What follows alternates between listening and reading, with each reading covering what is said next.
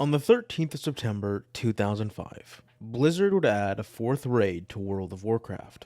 It was called Zul'Gurub, and it would take 20 players into the jungles of Stranglethorn Vale. As you and your party progressed through the raid, you would eventually reach its boss, Hakkar the Soulflayer. During the ensuing fight, Hakkar would sometimes cast a debuff called Corrupted Blood. This would do between 875 to 1125 damage to you instantly, before causing 200 damage over the next 10 seconds. It also had the capacity to spread to other players, or pets, and cause damage to them as well. Now normally this wouldn't be anything special, it's just an ability that a raid boss uses. And once the raid was done, it's not as if you kept the debuff. It only lasts 10 seconds, or it went away if you died. But there was something funny about this ability, something Blizzard didn't expect. If your pet was hit by the Corrupted Blood debuff, and then you dismissed it, it turned out they kept the debuff in limbo, meaning once they were brought back out, they could then spread it to other players. And not just in the raid instance, oh no. Even in the main world, where tons of low-level players were waiting. Don't run away, Travis. I can't get infected either. It's not happening. What came next was a digital catastrophe. Just like the Black Plague of the 14th century, cities became hubs of death. And as one player put it, streets were literally white with the bones of the dead. We don't know who Patient Zero was, and we probably never will. But we do know that the first server to experience this was the Archimonde server, and the city's Ironforge and Orgrimmar were hit the hardest. Now for higher level players, Corrupted Blood was annoying, but not game-breaking. For lower level players, however, it spelled nearly instant death. Just looking at the footage on screen should show you the desolation that so much of the player base was experiencing. And what made things even worse is that if you died, thereby removing the debuff, the chance of respawning and immediately catching it again was pretty high. Even the NPCs themselves were affected. They couldn't die from the disease, but they could become carriers. Meaning, even if you took the effort to avoid other players, there was a chance a merchant or quest giver could give it to you if an infected player had been nearby.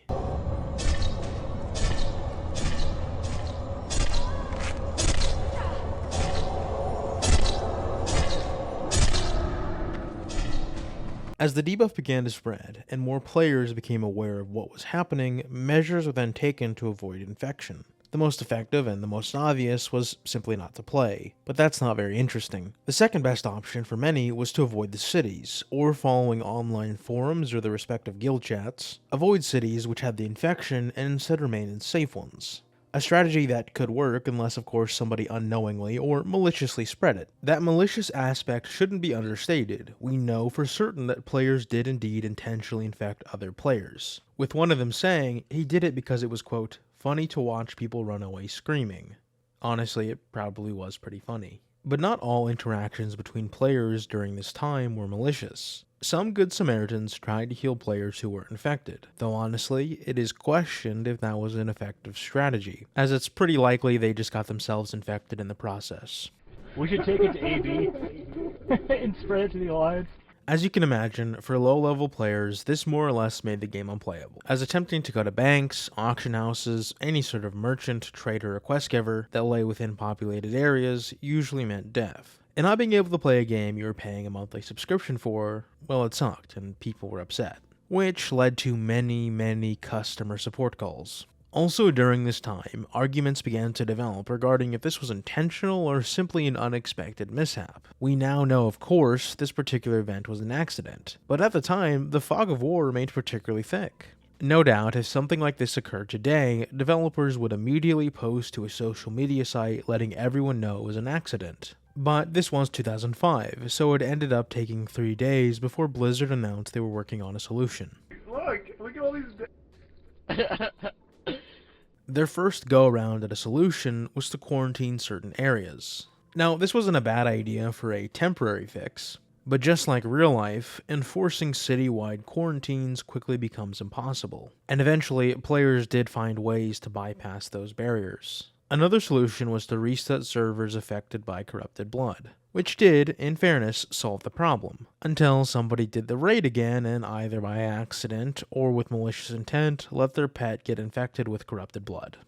All of this meant that a permanent fix would be needed. One idea was to check every pet in every server and see if it had the debuff. Obviously, that would have been ridiculously time consuming, so another choice was to get, quote, really hacky code in, where every time you summoned a pet, it would check and see if it had corrupted blood on it and get rid of it. And neither of these options were very appealing to the developers, and instead they just decided to roll back every server to the pre-corrupted blood update, and then follow that up with a patch making pets immune to corrupted blood, thereby solving the issue. Meaning that on October 8th, 2005, corrupted blood was done. The plague was over, the cities were safe. In its short time, it affected over 4 million players, and would remain an amusing oversight in the history of World of Warcraft, and a lesson for Blizzard. For low-level players, it was annoying, and for those intentionally spreading it, it was pretty funny. But this was not the only time that Blizzard would introduce a virtual disease into World of Warcraft. In fact, they would do it 2 more times, albeit intentionally.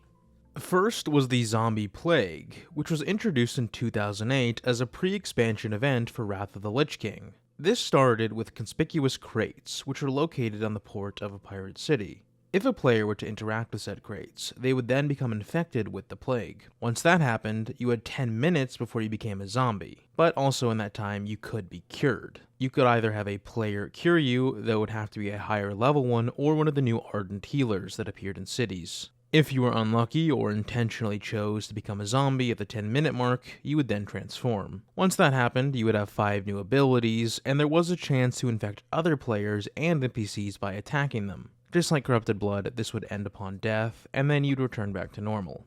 Anyway, the event lasted about 5 days before ending. And lastly, we have the second Zombie Plague, which took place during the pre-expansion event for Shadowlands in 2020. It was just the exact same thing, you had the same abilities. The only major difference about this event was that you could more or less opt out of it. This was because of complaints about the 2008 Zombie Plague being that it was detracting from the game experience that most people wanted. And then it was over, with no event like it since. The Corrupted Blood incident remains a fascinating event, an amusing gaming accident, and even if its intentional follow-ups were derivative and kind of boring, it doesn't take away from the hilarity of the original. Anyway, that's all I have. Thank you for watching.